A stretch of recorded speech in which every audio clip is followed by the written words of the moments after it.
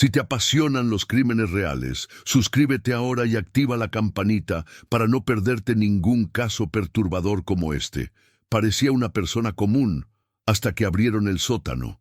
Durante años nadie sospechó que el monstruo estaba justo allí, sonriendo frente a las cámaras, mientras un verdadero infierno se desarrollaba lejos de la vista de la sociedad. Esta es una historia que pocos se atrevieron a contar, pero que ahora necesita salir a la luz. ¿Por qué esperar más? Porque el silencio puede costar vidas. Parecía una persona común hasta que abrieron el sótano. Durante años nadie sospechó que el monstruo estaba justo allí, sonriendo frente a las cámaras, mientras un verdadero infierno se desarrollaba lejos de la vista de la sociedad. Esta es una historia que pocos se atrevieron a contar, pero que ahora necesita salir a la luz. ¿Por qué esperar más? Porque el silencio puede costar vidas. Si te apasionan los crímenes reales, sabes que la verdad supera cualquier ficción. Muchas personas ven nuestros videos, pero aún no están suscritas. Suscríbete ahora para no perderte ningún caso perturbador como este. Era el verano de 1986 en Westford, un pequeño pueblo al norte del estado de Washington. Emily Grace Whitmore, una niña de 12 años, salió de su casa a las 4 de la tarde con la intención de visitar a una amiga que vivía a pocas calles de distancia. Llevaba puestos sus patines favoritos, un regalo reciente de su padre, una mochila colorida y una chaqueta ligera. Pero Emily nunca llegó. Nadie en el vecindario pareció haberla visto pasar. No hubo gritos, no hubo señales de lucha, ni rastro alguno. Simplemente desapareció, como si el mundo se la hubiera tragado. Las primeras 48 horas fueron caóticas. La familia, devastada, contactó a la policía. Se hicieron búsquedas en bosques, ríos, casas abandonadas, pero nada.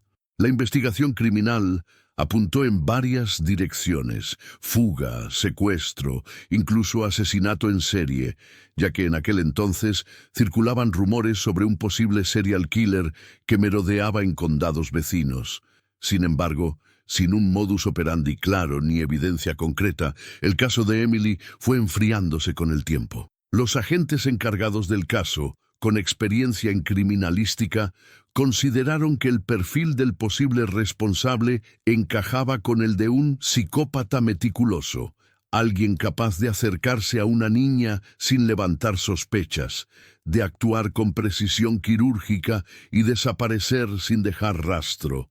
Pero sin escenas del crimen, sin testigos, sin cuerpo, no había nada con qué trabajar. Las carpetas se fueron archivando, los años pasaron, y con ellos la esperanza.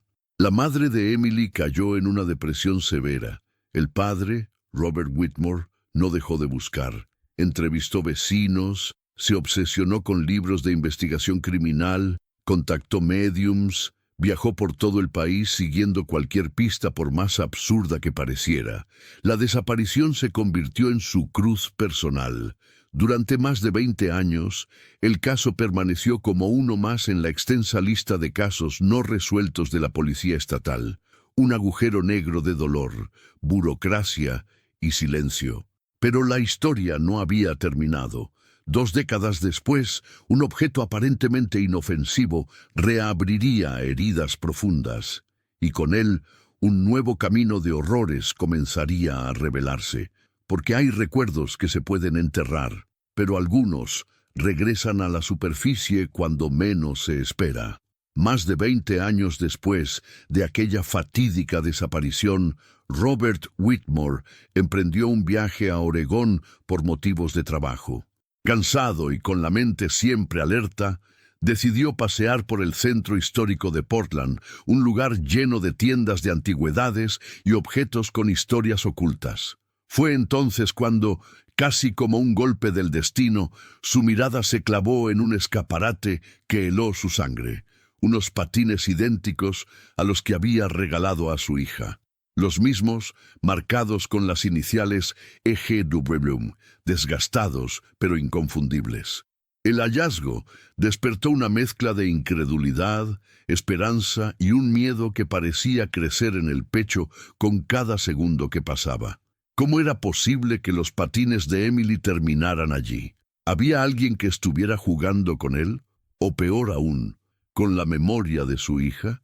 Robert sintió que el suelo se abría bajo sus pies. No era solo un recuerdo, era una evidencia tangible, un vínculo directo a la niña que jamás regresó a casa. Sin pensarlo, entró a la tienda con pasos decididos, buscando respuestas en la mirada del vendedor. El hombre detrás del mostrador, Victor Manson, era un tipo de aspecto tranquilo, pero la tensión en el aire era palpable.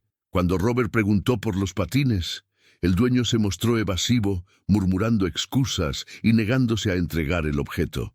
La situación escaló rápidamente hasta que un oficial de policía que patrullaba cerca fue alertado por el ruido.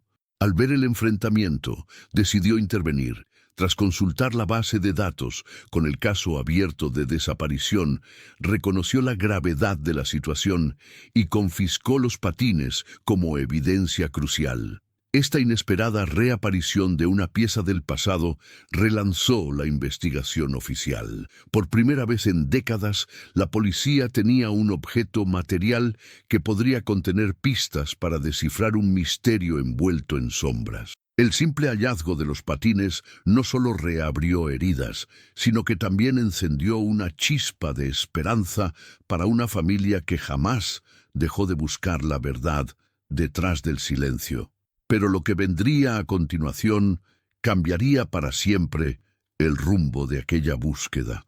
La confiscación de los patines no solo representó una prueba física, sino el punto de partida para un giro inesperado en esta investigación que había estado dormida por años. Robert Whitmore y su esposa fueron llevados a la comisaría local, un lugar que para ellos era a la vez un santuario y un recordatorio cruel de la incertidumbre que los atormentaba desde 1986. Frente a los oficiales, relataron cada detalle de aquella infancia truncada, de la ausencia insoportable de Emily y del rastro helado que parecía no tener fin. Un detective con amplia experiencia en perfiles criminales asumió el caso. Con un ojo experto, comenzó a analizar no solo los patines, sino todo el contexto alrededor de Victor Manson, el dueño de la tienda. Los registros policiales revelaron que Manson había proporcionado información falsa sobre sus movimientos en los años previos a la desaparición de Emily. Un historial que, aunque no directamente vinculado a crímenes anteriores, despertaba sospechas sobre su posible implicación en actos más oscuros y metódicos. La criminalística aplicada a los patines no arrojó evidencias directas de ADN ni huellas claras, pero el simple hecho de que aquellos patines aparecieran en posesión de Manson señalaba un patrón inquietante en su modus operandi: mantener recuerdos o trofeos de sus víctimas, una característica típica en ciertos serial killers que buscan controlar el miedo y la memoria de sus víctimas, incluso después del acto violento. Mientras la investigación avanzaba, surgieron preguntas inquietantes. ¿Qué otros secretos ocultaba Victor Manson? ¿Cuántas niñas podrían haber sido víctimas de su aparente fachada inofensiva? La policía comenzó a revisar casos similares no resueltos en la región, intentando construir un perfil psicológico que explicara esta conducta tan fría y calculadora. Lo que parecía un simple objeto encontrado en una vitrina se transformaba ahora en la punta de un iceberg, pero la tensión y el misterio apenas comenzaban a crecer. Robert, impulsado por la mezcla de desesperación y coraje, pronto se toparía con otra historia inesperada, una que añadiría nuevas capas de horror y desconcierto a esta búsqueda incansable. Mientras la investigación policial comenzaba a tomar forma, el destino tenía preparado un giro inesperado para Robert Whitmore. Durante una pausa en un Airbnb donde se alojaba, salió a fumar en la pequeña terraza cuando una niña se acercó tímidamente. Se llamaba Carla, tenía la mirada cargada de miedo y contaba una historia inquietante. Había visto a su hermana, Yasmín, en peligro, retenida por un hombre con sombrero, una figura oscura que le provocaba pesadillas. Carla había escapado de un orfanato tras años de maltrato, y sus palabras contenían la crudeza de quien ha conocido la vulnerabilidad desde la infancia. Robert sintió una conexión inmediata con Carla. La sombra de la desaparición de Emily aún pesaba sobre él, y la historia de esta niña era un eco desgarrador que le recordaba a su propia búsqueda. Decidió ayudarla, guiado por un instinto paternal y un deseo ferviente de evitar que otra niña sufriera un destino similar. A medida que Carla hablaba, emergían detalles que encajaban con patrones conocidos en casos de secuestro y abuso, control, manipulación y la creación de un ambiente de terror constante. La aparición de Carla no solo añadió una nueva dimensión a la investigación, sino que también puso sobre la mesa una red más amplia de peligros ocultos en la región. ¿Podría haber un vínculo entre la desaparición de Emily y esta niña? ¿Acaso Víctor Manson, el dueño de la tienda, estaba involucrado en algo mucho más siniestro de lo que se pensaba? Los indicios apuntaban hacia una realidad perturbadora, donde la psicopatía y el crimen en serie tejían una red invisible que la comunidad había ignorado por años. Con cada relato de Carla, la tensión aumentaba. Robert comprendió que no estaba solo en esta lucha, pero también que el peligro acechaba en cada esquina.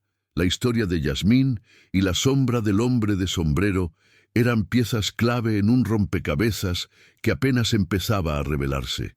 El reloj avanzaba, y con él la urgencia de actuar antes de que otra vida se perdiera en ese oscuro laberinto. La trama se espesaba, y lo que parecía una búsqueda solitaria se transformaba en un enfrentamiento directo contra fuerzas desconocidas, donde cada paso podía ser el último. Guiado por el relato de Carla, Robert decidió actuar. La niña señaló una caravana vieja y desvencijada que merodeaba por las calles cercanas. Según ella, ese vehículo era el lugar donde su hermana Yasmín estaba cautiva, y lo más perturbador, dentro de esa misma caravana, Robert creyó reconocer a Emily ya convertida en mujer, con la mirada perdida y un semblante que hablaba de años de sufrimiento oculto. El hombre, impulsado por un fuego paternal y una mezcla peligrosa de desesperación y esperanza, comenzó a seguir la caravana. La persecución lo llevó hasta una casa apartada en un bosque oscuro, un lugar que parecía salido de una pesadilla. Allí, una vez más, se encontró con Víctor Manson, y esta vez acompañado por la niña Yasmín, que parecía atrapada y vigilada con la atención meticulosa de un depredador. Cada paso dentro de aquella propiedad estaba cargado de tensión. Robert percibía el ambiente enrarecido, como si estuviera entrando en la guarida de un animal herido y peligroso. La sensación de estar siendo observado, de que cada movimiento podía desencadenar un acto de violencia, se hacía cada vez más intensa, pero la necesidad de encontrar respuestas y salvar a las víctimas superaba cualquier temor. Lo que Robert no sabía era que aquella persecución marcaría un antes y un después en la investigación. El hombre con sombrero, el patrón que Carla había descrito, estaba más cerca de ser identificado, y la red de mentiras y secretos que envolvía a Manson comenzaba a desmoronarse, aunque a un costo que ninguno de ellos estaba preparado para enfrentar. La atmósfera se volvió aún más tensa cuando Mike, el asistente de Víctor Manson, apareció inesperadamente. Su mirada era fría, calculadora, y no tardó en confrontar a Robert con una mezcla de amenaza velada y curiosidad malsana.